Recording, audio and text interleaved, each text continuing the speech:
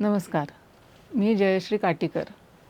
सध्या ज्ञानप्रबोधिनी प्रशालेत मराठी विषयाची अध्यापिका म्हणून कार्यरत आहे. पुण्यातल्या अक्षरनंदन आणि ज्ञानप्रबोधिनी प्रशाला यामध्ये मराठी विषय शिकवण्याचा माझा काही वर्षांचा अनुभव आहे. या दोन्ही शाळा पाठ्यपुस्तक हे साध्य न मानता साधन मानणाऱ्या शाळा आहेत आणि म्हणूनच पाठ्यपुस्तकापलीकडे मुलांना घेऊन जाण्याची संधी मला या दोन्ही शाळांमध्ये मिळाली. या शाळांमध्ये मी जे वर्गप्रकल्प घेतले तेच वर्गप्रकल्प प्रकल्प वाटा या माझ्या पुस्तकामधनं मी तुमच्यासमोर ठेवते आहे. या पुस्तकाचं प्रकाशन 15 मार्च रोजी आहे आणि या निमित्ताने वर्गप्रकल्प म्हणजे काय, त्याचं स्वरूप काय असावं, वर्गप्रकल्प हे मूल्यांकनाचं तंत्र म्हणून विकसित कसं होऊ शकतं, या सगळ्याचा आढावा त्या पुस्तकामध्येही घेतला आहे आणि या संवादातून ते मी तुमच्यासमोर मांडण्याचाही प्रयत्न करते. ही जी प्रक्रिया आहे ही गेली 2 वर्ष सुरू आहे खरं तर. म्हणजे त्याची मांडणी तर आहेत, मुलांच्या प्रकल्पातले काही नमुनेसुद्धा आहेत. पण नुसतं केवळ ती जी प्रक्रिया झाली ती तिथे मांडलेली आहे असं नाही, तर अध्यापनशास्त्रीय चौकटसुद्धा त्याला देण्याचा प्रयत्न केलेला आहे. यशवंतराव चव्हाण सेंटरतर्फे राज्यस्तरीय निबंध स्पर्धा झाली मूल्यांकनाच्या नव्या दिशा या विषयावर. तर ह्या प्रकल्प वाटा या पुस्तकाच्या निमित्ताने माझा जो काही गेल्या 2 वर्षातला अभ्यास झाला होता तो सगळा मी या निबंधामध्ये मांडला आणि त्याला या निबंध स्पर्धेमध्ये प्रथम क्रमांकाचं पारितोषिकही मिळालं. आणि त्याच्यामुळे मग हळूहळू असं वाटत गेलं की हे सगळं जे काही अभ्यास माझा झालेला आहे की तो तुमच्यासमोर मांडावा आणि आपल्या सगळ्यांनाच हे वर्गप्रकल्प तंत्र अवगत व्हावं आणि आपण सगळेच शिक्षक असू किंवा मराठी भाषेवर काम करणारे सगळे असू तर आपल्या समोरचं ध्येय जे असतं की मुलांना जे आहेत त्या पायरीवरनं पुढच्या पायरीवरती घेऊन जाणं, तर त्यासाठी याचा नक्की उपयोग होईल असं वाटतं आणि म्हणून हा संवाद साधायचा मी तुमच्याशी प्रयत्न करते. हा जो संवाद साधणार आहे तो एक 4 मुद्द्यांच्या आधारे करणार आहे. सुरुवातीला प्रस्तावना, त्याच्यानंतर मी मगासपासून वर्गप्रकल्प असं म्हणते आहे.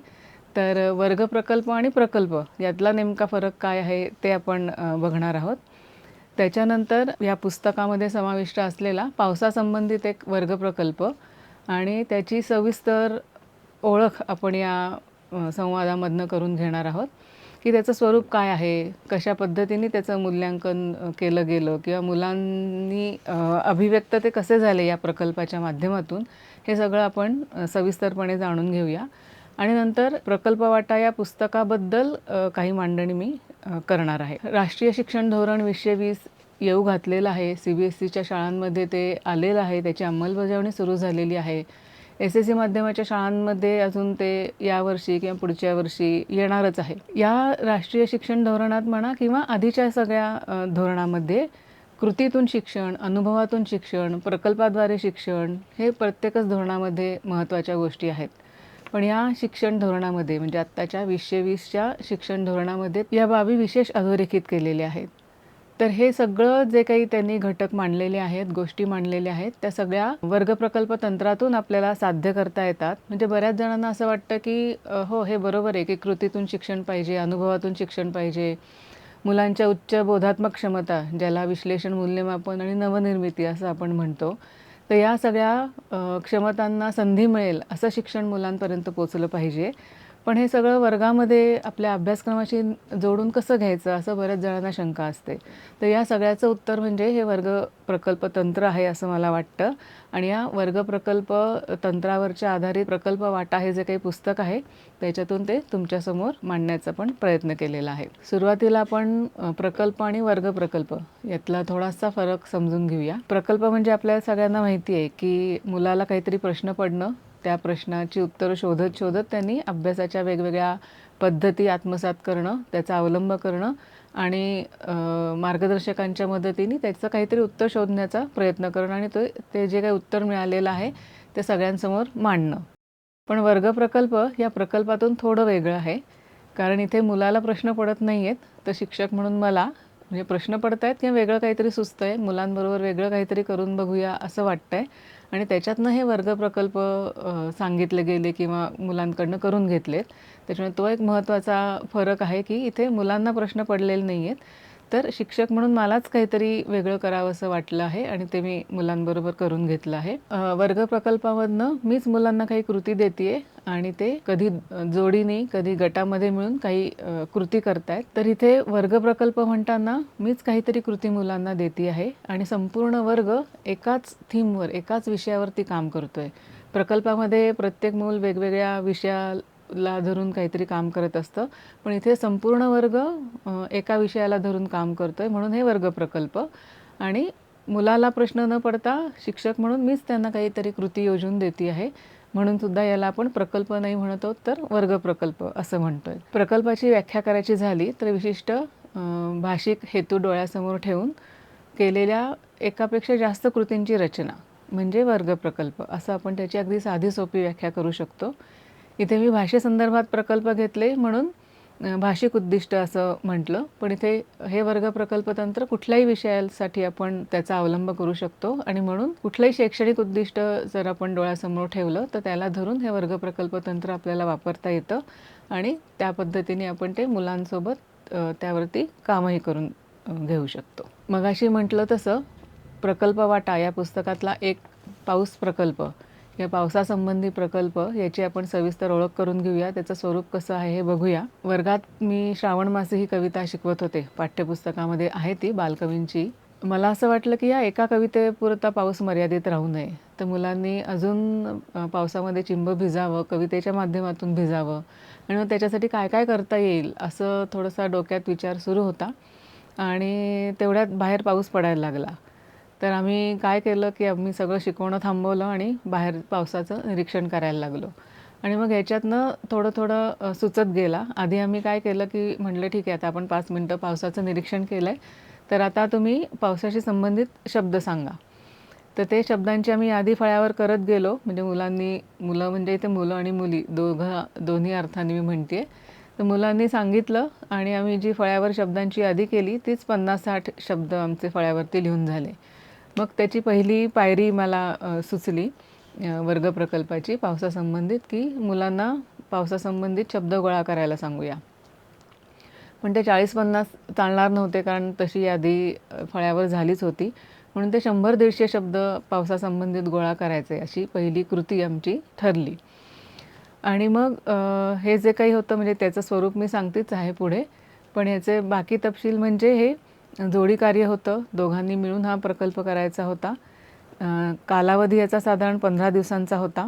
तुम्हाला दिसतंय तसं इथे मुलांनी करायच्या गोष्टी आणि शिक्षकांनी करायच्या गोष्टी अशा 2 रकान्यामध्ये किंवा तक्त्यांमध्ये लिहिलेल्या आहेत. बऱ्याचदा असं होतं शिक्षकांच्या बाबतीत सुद्धा, अगदी जाणून बुजून नाही, पण कळत नकळतपणे असा एक समज असतो की आपण प्रकल्प मुलांना दिला की आपलं काम संपलं आणि मग शिक्षक थोडेसे मोकळे होतात, पण तसं नाही आहे.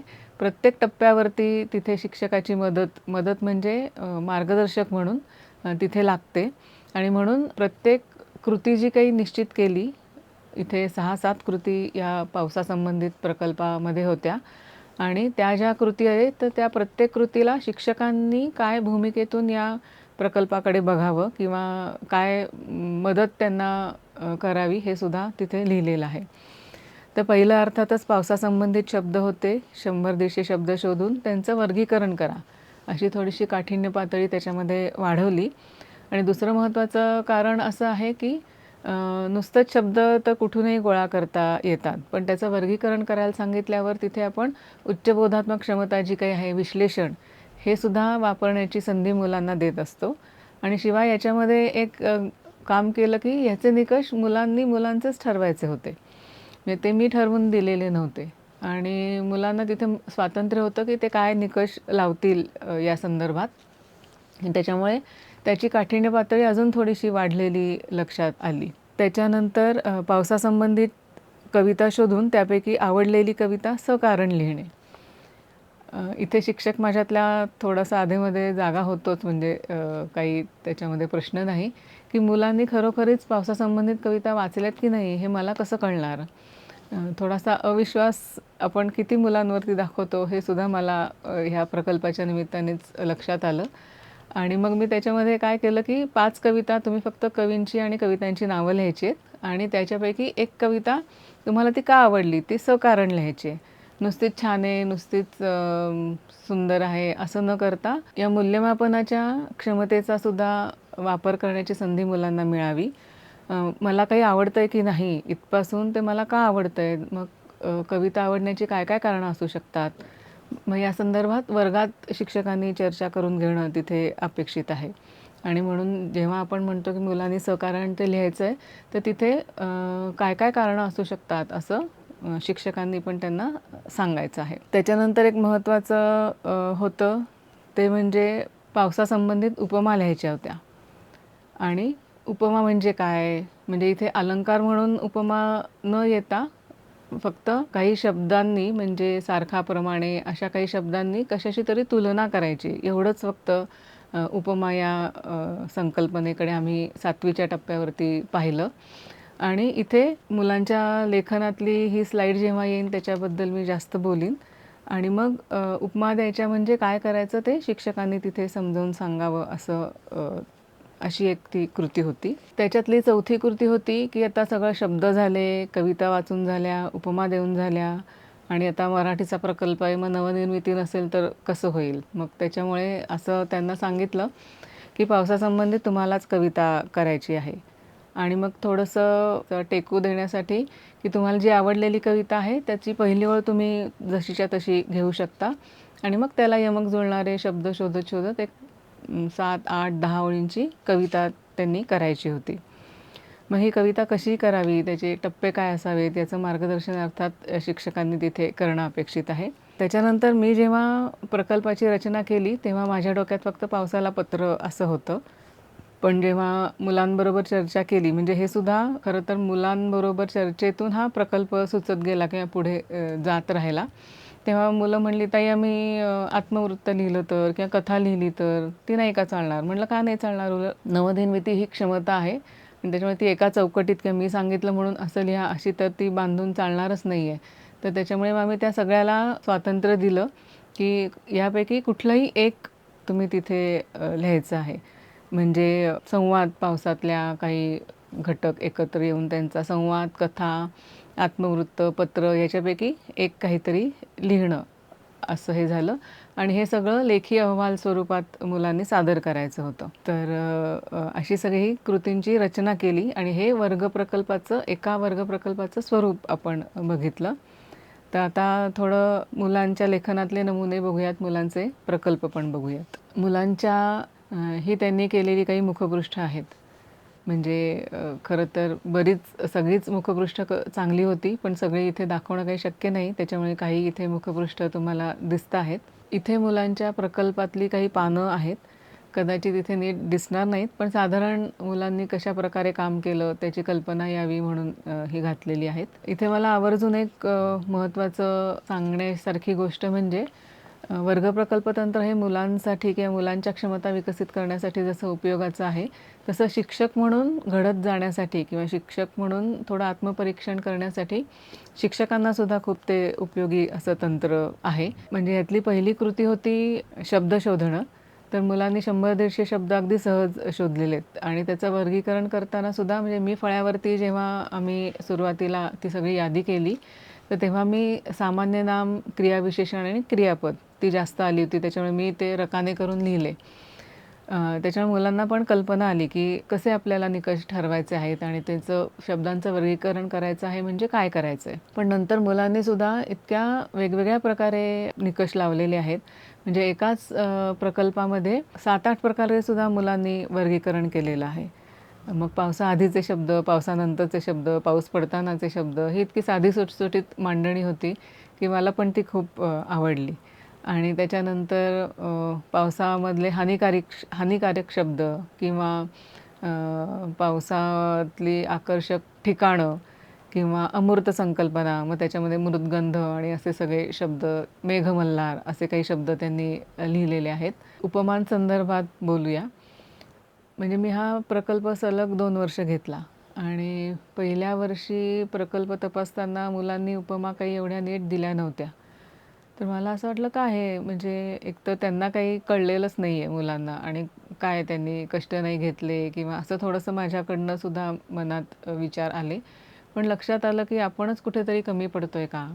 किंवा उपमा म्हणजे काय, की त्याची उदाहरणं सांगितली, पण त्याचा सराव किंवा त्याचं दृढीकरण जे म्हणतो, तर ते आपल्याकडनं झालं नाही हे लक्षात आलं. आणि मग पुढच्या वर्षी ते आम्ही सराव केला वर्गामध्ये उपमा द्यायचा. आणि मग मुलांनी इतक्या भरभरून छान छान उपमा दिलेल्या आहेत, की आता आई एवढा आवश्यक, गंगेसारखा शुद्ध, कर्णा एवढा दानशूर, किंवा पावसाच्या सरी कोणाला चांदीच्या राशी वाटतायत तर कोणाला तो बाणांचा वर्षाव वाटतोय. तर ढगातली गर्दी ही कोणाला तुळशीबागेतल्या गर्दीप्रमाणे वाटते, माणसांच्या गर्दीप्रमाणे. तर हे कुठेतरी त्यांनी जोडले पण जे काही आहे, तर ते त्यांनी किती छान पद्धतीने जोडलेलं आहे किंवा कशाची तुलना करायची आहे हे त्यांना किती छान कळलेलं आहे. आणि अजून एक मला इथे आवर्जून सांगावसं वाटतं, की शिक्षक म्हणून आपली प्रतिभाशक्ती जिथे संपते, तिथे मुलांची प्रतिभाशक्ती सुरू होते. आणि त्याच्यामुळे इतकं भन्नाट आणि इतकं सुंदर अभिव्यक्त करू शकतात मुलं किंवा लिहू शकतात किंवा प्रतिभेचे काय जे धुमारे त्यांना फुटतात, ते इतके विलक्षण असतात, की ते प्रकल्प वाचताना मलासुद्धा खूप मजा येते. आणि जेवढी पेपर तपासताना अजिबात येत नाही किंवा त्यांची प्रश्नोत्तरं तपासताना येत नाही. पण याच्यामध्ये इतकं सर्जनशील आहे सगळं हे वर्ग प्रकल्प तपासणं, त्याच्यात मुलांनी लिहिलेलं लेखन, की म्हणजे भाषेची ताकद म्हणा किंवा मुलं कशा पद्धतीने भाषेकडे कसे बघतायत, भाषा कशा पद्धतीने ते आत्मसात करतायत किंवा त्यांना आता ह्याच्यामधनं शब्दसंग्रह मुलांचा वाढणार आहे किंवा शब्दसंग्रह तर वाढणार आहेच आहेत, पण उच्चबोधात्मक क्षमता जी आपण म्हणतोय, की मूल्यमापन, विश्लेषण, नवनिर्मिती, ह्या क्षमता वापरण्याच्या पण संधी त्यांना मिळणार आहेत. आणि त्याच्यामुळे मलासुद्धा हे वर्ग प्रकल्प घेताना खूप मजा येते आणि हे सुद्धा मला इथे आवर्जून नमूद करावंसं वाटतं. मुलांनी ज्या कविता केल्या त्या म्हणजे पहिली कुठली तरी ओळ तुम्ही घ्या आणि मग नंतर कवीचाच विचार किंवा तुमचा कुठला वेगळा अनुभव असेल, विचार असेल, तर तो तुम्ही त्याच्यामध्ये मांडू शकता असं सांगितलं होतं. अशा पण भरपूर कविता आहेत, पण ही कविता इथे इतिहासातला पाऊस ही मुद्दामूनच निवडली आहे. कारण मुलांचा नुकताच 6 दिन जाऊन आला होता, म्हणजे सहल जाऊन आलेली होती पन्हाळगडावरती. आणि तिथे दादांनी काहीतरी इतिहास आणि शिवाजी महाराजांची गोष्ट सांगितली असेल किंवा तिथला तो पाऊस कसा होता आणि हे सगळं जे काही सांगितलेलं होतं, ते इथे मराठीच्या कवितेमध्ये पण कसं आलेलं आहे. म्हणजे आपण जे एकात्मिक शिक्षण म्हणत असतो, तर हे सुद्धा एकात्मिक शिक्षणाची सुद्धा संधी याच्यातनं मुलांना मिळू शकते. आणि कळत नकळत, म्हणजे इथे काही सांगितलं नव्हतं की तुम्ही वेगळ्या विषयांचं काहीतरी इथे आणा किंवा हे, पण उत्स्फूर्तपणे मुलं असे सुद्धा वेगवेगळ्या विषयांमध्ये जे काही त्यांनी आत्मसात केलेलं असतं ते इथे भाषेमध्ये सुद्धा आणू शकले. इथे हे आजी किंवा इतिहासाची, बाजी, रायाजी ही मुद्दामून तिथे अक्षरं थोडी गडद रंगात केलेली आहेत, की साधारण यमक म्हणजे काय हे मुलाला कळलेलं आहे, मुलापर्यंत पोचलेलं आहे.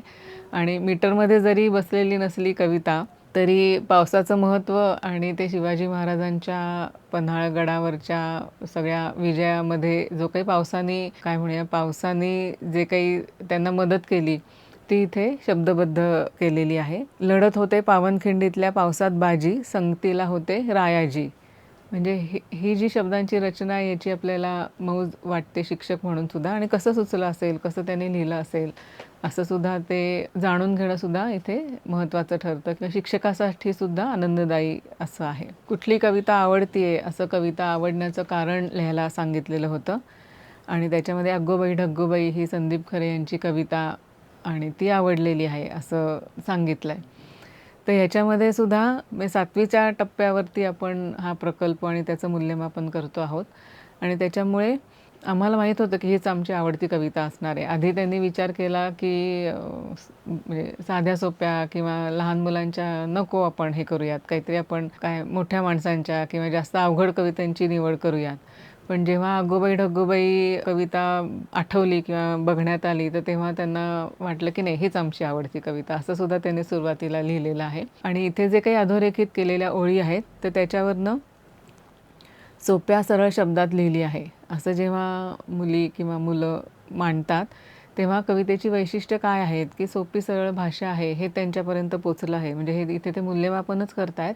आणि मूल्यमापन नुसतं आवडली, छान आहे असं न लिहिता, कविता आवडण्याचे जे काही निकष आहेत, म्हणजे कवितेची वैशिष्ट्ये असतील, त्याचा परिणाम असेल, प्रभाव असेल कवितेचा, तर या सगळ्याचा कळत-नकळतपणे त्यांनी उपयोग केलेला आहे आणि ती क्षमतासुद्धा त्यांची वाढलेली आहे मूल्यमापनाची, हे आपल्याला इथे लक्षात येतं. किंवा एकदम भन्नाट कल्पना केलेली आहे. या वाक्यामधनं कवितेचं वेगळेपण किंवा त्याच्यामधलं नाविन्यसुद्धा मुलांना कळलेलं आहे. यमक सुंदर जुळवलं आहे, परत वैशिष्ट्य मुलांनी सांगितलेली आहेत. किंवा कविता म्हणताना उत्साह निर्माण होतो. मग ह्याच्यामध्ये कवितेचा परिणाम काय होतो आहे ते सुद्धा आलेलं आहे. ताण विसरला जातो आणि मनात फक्त उरतो तो म्हणजे आनंद आणि उत्साह. मनाला म्हणजे मला काय वाटतं आहे ती कविता वाचून, इथपर्यंत मुलांनी विचार केलेला आहे हे आपल्याला लक्षात येतं. आता नवनिर्मितीकडे येऊयात आपण. म्हणजे मुलांना जर संधी दिली तर ते किती उत्तम प्रकारे लिहू शकतात, अभिव्यक्त होऊ शकतात किंवा आजूबाजूला जे काही घडतंय त्याचा संदर्भ घेऊन कसे व्यक्त होऊ शकतात हे सुद्धा आपल्याला त्याच्यातनं दिसून येतं. संवादाचा एकच विषय इथे वेळेच्या अभावी आपण घेऊयात किंवा सांगू शकते. तर वेगवेगळ्या शहरातले पूल एकत्र आलेत आणि कुठल्या शहरामध्ये, गावामध्ये जास्त पाऊस पडतो आहे, अशी त्यांची थोडीशी भांडणं, वादावादी चालू आहेत.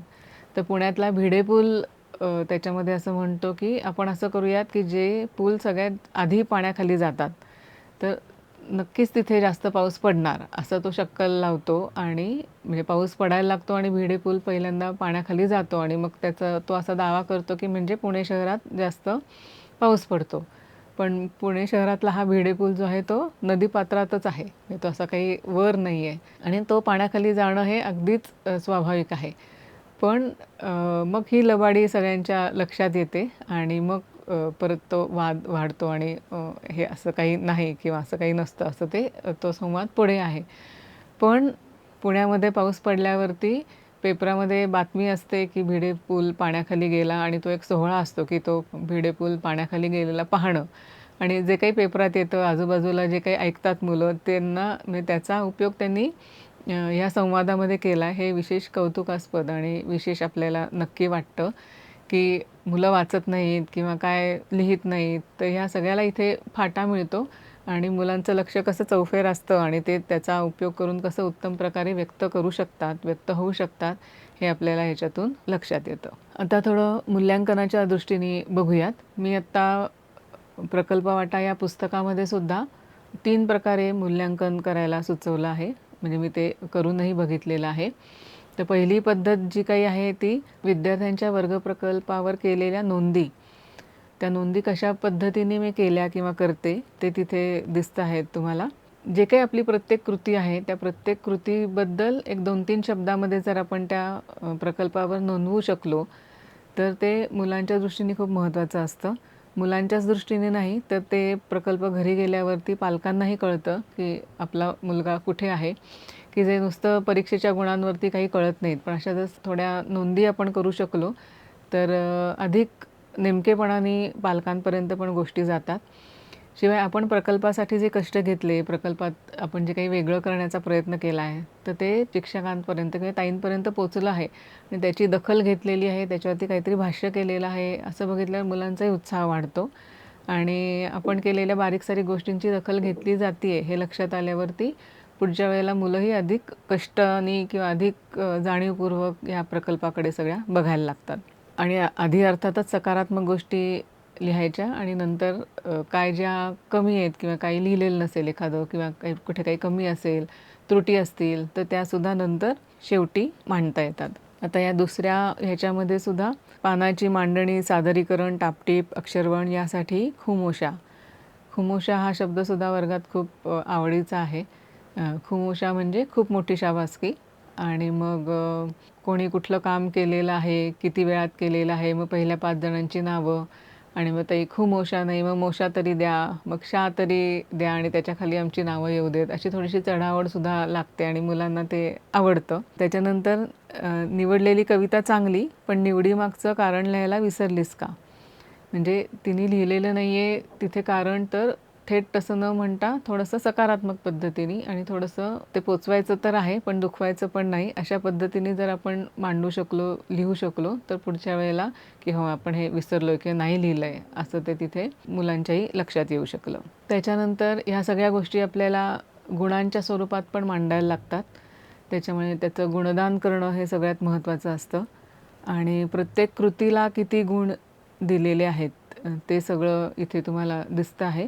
25 गुणांचा हा वर्ग प्रकल्प घेतला. त्याच्यामध्ये फक्त प्रस्तावनेला 2 गुण आहेत आणि बाकी सगळ्या पुढच्या टप्प्यांना 4-4 गुण दिलेले आहेत.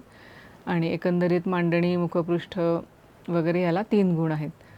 म्हणजे असं वाटू शकतं की उच्चबोधात्मक क्षमता ज्या आपण म्हणतो आहोत, मूल्यमापन, विश्लेषण आणि नवनिर्मिती, याला जास्त गुण खरं तर द्यायला हवेत. पण इथे माझं असं म्हणणं आहे की सगळ्याच मुलांच्या बाबतीमध्ये या क्षमता विकसित झालेल्या नसतात किंवा तिथे त्यांना जास्त कष्ट घेण्याची गरज असते. पण शब्द गोळा करू शकलेत का, कविता निवडू शकलेत का, त्याचं कारण लिहू शकलेत का, तर या सगळ्याच टप्प्यांना सारखे गुण तिथे दिलेले आहेत की कोणावर अन्याय होऊ नये यासाठी. आणि हे वर्ग प्रकल्प हे मूल्यांकनाचं तंत्र म्हणून विकसित करायचं असेल तर अजून आपल्याला जास्त व्यक्तिनिष्ठतेकडून वस्तुनिष्ठतेकडे जाणं गरजेचं आहे. की मला आवडलं आहे म्हणून मी त्याला जास्त गुण दिलेत असं नाही, तर वस्तुनिष्ठतेपणे शास्त्रशुद्ध पद्धतीने आपण याचं काही मूल्यमापन करू शकतो का, असाही प्रयत्न तिथे नक्की झालेला आहे. या प्रकल्पवाटा या पुस्तकात एकूण 8 लेख आहेत आणि प्रत्येक लेखामध्ये 2 तक्ते तिथे दिलेले आहेत. मूल्यमापनाच्या तंत्राकडे म्हणजे वर्ग प्रकल्प हे मूल्यमापनाचं तंत्र कसं आहे हे समजून घेण्याच्या आधी या 2 तक्त्यांबद्दल जरा बोलते. पुस्तकामध्ये अर्थातच ते प्रत्येक प्रकल्पामध्ये दिलेलेच आहेत आणि त्याचा तुम्हाला ते वाचता येतील, त्याच्याबद्दल बोलता येईल. इथे हे जे 2 तक्ते दिलेले आहेत, तर पहिल्या ज्या काही कृती आपण बघितल्या त्या सगळ्या क्षमतेच्या स्वरूपात लिहिलेल्या आहेत. म्हणजे आता राष्ट्रीय शैक्षणिक धोरण 2020 नुसार क्षमताधिष्ठित अध्ययन किंवा कॉम्पिटन्सी बेस्ड लर्निंग हे आपण शब्द सारखे ऐकतो आहेत. तर त्याच्यामुळे आपलं जे वर्ग प्रकल्प हे तंत्र म्हणून जर आपण विकसित करणार असू तर ते क्षमतेच्या भाषेत जर आपण लिहू शकलो तर त्याचा मग ती क्षमता आपल्याला मोजता पण येईल, म्हणून ते क्षमतेच्या भाषेमध्ये लिहिण्याचा प्रयत्न केलेला आहे. ही क्षमता लिहिली पण त्याच्यातनं आपल्याला अपेक्षित अध्ययन निष्पत्ती काय आहे आणि ती जर आपण नेमके पद्धतीने मांडू शकलो तर त्याचा पण एक तंत्र म्हणून विकसित करण्याच्या दृष्टीने पण उपयोग होईल. आणि पहिल्या तक्त्यामध्ये क्षमता, अपेक्षित अध्ययन निष्पत्ती आणि ब्लूम्स प्रणालीनुसार स्तर. ब्लूम्सची प्रणाली आपल्या सगळ्यांना माहिती आहे. स्मरण, आकलन, उपयोजन, विश्लेषण, मूल्यमापन आणि नवनिर्मिती असे बुद्धीचे 6 स्तर त्यांनी सांगितलेले आहेत. आणि हे जर पावसासंबंधित हा जो काही प्रकल्प आहे तर त्याच्यामध्ये सुद्धा हे सगळे स्तर आपण घेतलेले आहेत ना याची खात्री करण्यासाठी त्याचं म्हणजे प्रत्येक कृती कुठल्या स्तराशी निगडीत आहे हे सांगण्याचा पण प्रयत्न केलेला आहे. इथे आपल्याला दिसतं आहे की शब्द शोधणं, शब्दांचं संकलन करणं हे स्मरण आकलनाशी निगडीत आहे किंवा त्याचं वर्गीकरण करणं हे विश्लेषणाशी निगडीत आहे किंवा नवीन कविता लिहिणं, पत्र, आत्मवृत्त लिहिणं हे नवनिर्मितीशी निगडीत सगळ्या गोष्टी आहेत. तर या तक्त्यामध्ये सुरुवातीला या वर्ग प्रकल्पाची उद्दिष्ट आहेत. त्याच्यानंतर पहिल्या रकान्यामध्ये कॉम्पिटन्सीज किंवा प्रकल्पातून साध्य होऊ शकणाऱ्या क्षमता आहेत. दुसऱ्या रकान्यामध्ये अपेक्षित अध्ययन निष्पत्ती काय आहे ते आहे आणि ब्लूम्स प्रणालीनुसार टप्पे काय आहेत ते आहेत. म्हणजे एकच उदाहरण घेऊन आपण जरा बघितलं तर विद्यार्थ्यांना पावसाशी संबंधित 100-150 शब्द शोधता येणे ही क्षमता आहे आणि विद्यार्थ्यांनी पावसाचे निरीक्षण केल्यामुळे त्यांना वेगवेगळे शब्द सुचतात किंवा विद्यार्थ्यांचा शब्दसंग्रह वाढतो, ही अध्ययन निष्पत्ती आहे. आणि ब्लूम्स प्रणालीनुसार स्मरण आणि आकलन या स्तरावरची ही क्षमता आहे किंवा कृती आहे असं आपण तिथे म्हणू शकतो. आणि हा दुसरा जो तक्ता आहे ते वर्ग प्रकल्प हे मूल्यांकनाचं किंवा मूल्यमापनाचं साधन म्हणून विकसित करायचं असेल तर याकडे जरा जास्त लक्ष द्यायला हवं. याच्यामध्ये प्रकल्पातून साध्य होऊ शकणाऱ्या क्षमता हा रकाना सारखा आहे. दुसऱ्या रकान्यामध्ये प्रत्यक्षातील अध्ययन निष्पत्ती असा एक रकाना आहे आणि नंतर क्षमता स्तर उत्तम, चांगला, ठीक यापैकी आपल्याला एक काहीतरी ते नोंदवायचं आहे. म्हणजे पहिल्या तक्त्यामध्ये आपल्याला अपेक्षित अध्ययन निष्पत्ती होत्या, तर दुसऱ्या तक्त्यामध्ये आपण ज्या अपेक्षित अध्ययन निष्पत्ती केलेल्या होत्या तर त्यातल्या किती साध्य झालेल्या आहेत त्या आपल्याला तिथे नोंदवता येणार आहेत. विद्यार्थ्यांना पावसासंबंधित 100-150 शब्द शोधता येणे ही क्षमता झाली. विद्यार्थ्यांनी पावसासंबंधित किमान टिंबटिंब शब्द शोधले, तर किती शब्द शोधले आहेत विद्यार्थ्यांनी त्याची मोजमाप करून ते आपण तिथे नोंदवू शकतो. आणि हे वर्ग प्रकल्प तंत्र सगळ्याच शाळांमध्ये जे राबवायचं असेल तर इथे मुद्दामून क्षमतेचा स्तर उत्तम, चांगला आणि ठीक असे 3 पर्याय तिथे दिलेले आहेत.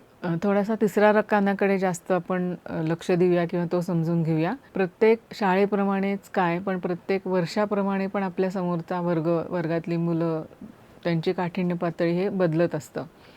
त्याच्यामुळे मी आत्ता हे करताना 100-150 शब्द मुलांनी शोधावेत आणि 100-150 शब्द शोधले तर त्यांची क्षमता उत्तम असं मी तिथे नोंद करणार. पण हा उत्तम हा शेरा देण्यासाठी किंवा उत्तम हा शेरा हा मी माझ्या समोरच्या मुलांचा अंदाज घेऊन तो नक्की करायचा आहे. मला असं वाटलं की नाही 100 शब्द शोधणं पण अवघड आहे. तर 100 शब्द शोधले तरी मी उत्तम तिथे देईन आणि मग 60 शब्द शोधले तर चांगला आणि काय 50 शब्द शोधले तर सर्वसाधारण असं मला वर्गीकरण करायचं आहे. 150 शब्दांच्या वरती त्यांनी शब्द शोधले तरच मी उत्तम देणार आहे.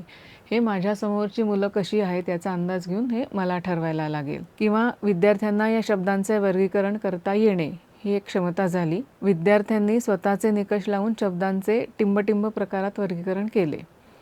मग आता हे वर्गीकरण करताना त्यांनी किती निकष लावले ह्याच्यावरती मी उत्तम, चांगला, ठीक हा स्तर ठरवणार का त्यांनी किती वेगळ्या पद्धतीने वर्गीकरण केलेलं आहे हे लक्षात घेऊन मी त्याचा स्तर ठरवणार. हे आपल्याला तिथे त्या बॅचप्रमाणे, त्या शाळेप्रमाणे, त्या प्रदेशाप्रमाणे आपल्याला ते स्वातंत्र्य असू शकेल. त्याच्यामुळे अशा पद्धतीने जर आपण प्रत्येक वर्ग प्रकल्पाचं मूल्यमापन करू शकलो इतक्या सविस्तर पद्धतीने, इतकं खोलात जाऊन, इतक्या नेमक्या पद्धतीने, तर हे तंत्र म्हणून नक्की विकसित होऊ शकेल. आणि वर्ग प्रकल्प या तंत्रातून जे काही शैक्षणिक धोरणामध्ये जे काही घटक सांगितलेले आहेत, जे आपण मगाशी बघितले की अनुभवातून शिक्षण, याच्यामधनं मुलांना अनुभव मिळाले का? हो मिळाले. मुलांनी कृती केल्या का? केल्या. मुलांच्या उच्चबोधात्मक क्षमता विकसित करण्याची संधी मिळाली का? तर नक्कीच मिळाली. तर ह्या सगळ्या गोष्टी आपण एका पाठ्यपुस्तकातल्याच एका कवितेशी जोडल्या आणि त्याची अंमलबजावणी केली. म्हणजे त्या सगळ्या घटकांची अंमलबजावणी कशी करायची किंवा कशी करता येते याचे सुद्धा नमुना तुम्हाला या पुस्तकामध्ये सापडतील. आणि अशा 8 वर्ग प्रकल्पांवरती आधारित हे पुस्तक आहे. आता याच्यामध्ये 2च अडचणी आपल्यासमोर असतील की वेळेचं नियोजन, की प्रत्येक प्रकल्पाचं इतक्या तपशीलवार जर आपल्याला मूल्यांकन करायचं असेल तर त्याच्यासाठी अर्थात वेळेचं नियोजन लागेल. विद्यार्थी संख्या ही सुद्धा थोडी अडचणीची असू शकते कारण इतक्या सगळ्या विद्यार्थ्यांचं मूल्यमापन करायचं. पण आपल्या सगळ्यांच्या डोळ्यासमोर आपल्याला उद्दिष्ट नेमकं आहे की आपल्या समोरचं जे मूल आहे त्याला आपल्याला एक पायरी वरती न्यायचं आहे. त्याच्यामुळे थोडे कष्ट घेतले पाहिजेत, थोडं नियोजन जास्त चांगल्या पद्धतीने केलं पाहिजे तर आपल्याला हे सहज साध्य होऊ शकतात या गोष्टी. आणि या वर्ग प्रकल्प तंत्रातून आपण राष्ट्रीय शैक्षणिक धोरणातल्या बऱ्याच गोष्टी अंमलात आणू शकतो असा मला विश्वास वाटतो आणि तो तुम्हालाही वाटावा यासाठीच हे वर्ग प्रकल्पावरती आधारित प्रकल्प वाटा हे पुस्तक आहे. अजून एक ह्याच्यातली अडचण की हे सगळं आपण करणार पण शेवटी जर आपण गुण देणार ते 5 पैकी ह्या प्रकल्पाचे सगळे एकत्र होऊन जाणार. तर ते आपण HPC आपण ऐकलं आहे, CBE ऐकलेलं आहे, सातत्यपूर्ण सर्वंकष मूल्यमापन ऐकलेलं आहे.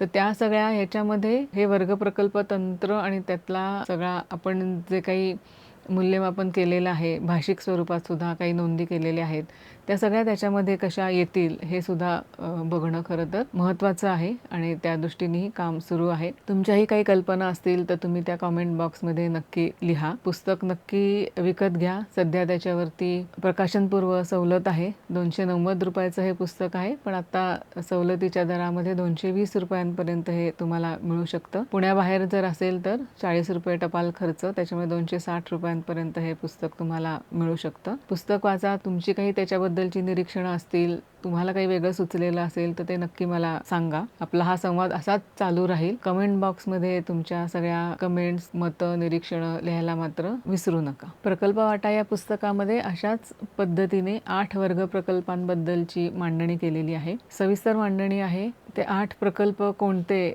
ते तुम्हाला दिसत आहेत. पाऊस प्रकल्पाची सविस्तर ओळख आपण करून घेतली. हा खेळ भावनांचा, याच्यामध्ये पण तुम्ही बघाल, वाचाल तर मुलं किती मनापासून आणि उत्स्फूर्तपणे व्यक्त होऊ शकतात हे लक्षात येईल. आत्ताचे जे एकलकोंडेपणा आहे, एकटेपणा आहे, काहीतरी वैतागलेली भावना मुलांच्या मनामध्ये दिसते, तर त्या भावनांबद्दल सुद्धा सुंदर पद्धतीने मुलं व्यक्त झालेली आहेत असं लक्षात येईल.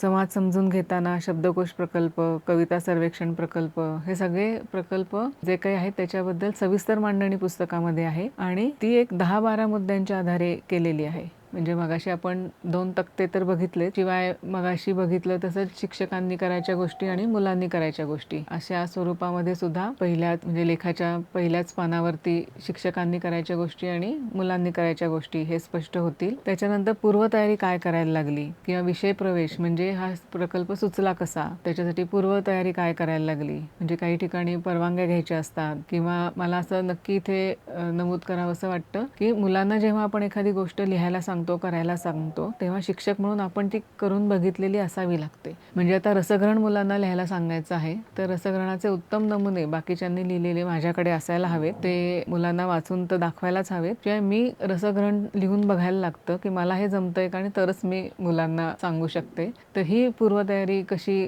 करायची किंवा ते करण्यासाठी मुलांना रसग्रहण म्हणजे काय याचे सुद्धा भरपूर तपशील पुस्तकामध्ये आलेले आहेत. किंवा व्यक्तिचित्र लिहायचं आहे तर व्यक्तिचित्राचे नमुने कुठले वाचून दाखवायचे किंवा रसग्रहणाचे काही QR कोड याला जोडलेले आहेत. वेगवेगळे लेख तुम्ही या पुस्तकातनं QR कोडच्या साहाय्याने वाचू शकता. किंवा अनुकूलन असा एक मुद्दा आहे. तर म्हणजे माझ्या शाळेमध्ये माझ्या मुलांसाठी हा प्रकल्प करताना कमी जास्त काठिण्य पातळी असेल तर मी तिथे कसा तो अनुकूल करून घ्यायचा. सुरेखा एक पात्र आहे या पुस्तकामध्ये आणि त्या निमित्ताने की तिने तिच्या शाळेमध्ये ते कसे राबवले किंवा ते राबवताना कसे त्याला वळवलं किंवा त्याची काठिण्य पातळी कशी कमी केली किंवा जास्त केली हे त्याच्यामध्ये आलेलं आहे. त्याच्यामुळे तुम्हाला तुमच्या शाळांमध्ये हे प्रकल्प घेताना कुठेच काहीच अडचण येऊ नये याची सगळी काळजी घेतली गेलेली आहे. मुलांच्या प्रकल्पातले भरपूर नमुने जसे आत्ता आपण बघितले तसे मुलांच्या हस्ताक्षरातले सुद्धा आणि मुलांनी लिहिलेले असे सुद्धा भरपूर नमुने ह्याच्यामध्ये आहे. आणि या सगळ्यामध्ये मजकुराच्या कडेला समासामध्ये काही नोंदी पण केलेल्या आहेत.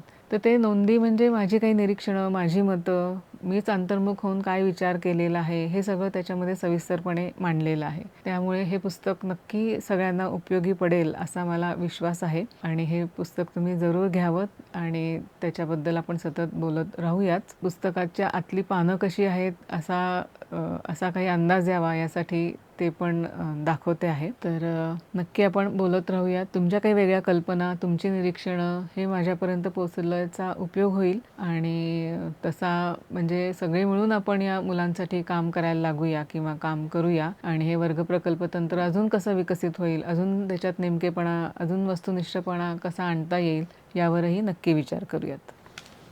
धन्यवाद. प्रकल्प वाटा या पुस्तकाची मागणी करण्यासाठी खालील QR कोड स्कॅन करा. पुस्तकाची मूळ किंमत ₹290 आहे. 31 मार्चपर्यंत प्रकाशनपूर्व सवलत आहे. सवलतीतली किंमत ₹220 आहे. पुस्तक घरपोच हवे असल्यास ₹40 टपाल खर्च. आजच पुस्तकाची नोंदणी करा. QR कोड स्कॅन करून पैसे भरल्यावर आपले नाव, संपर्क 9405 43 14 17 या खाली दिलेल्या नंबरवर व्हॉट्सॲप करायला विसरू नका. धन्यवाद.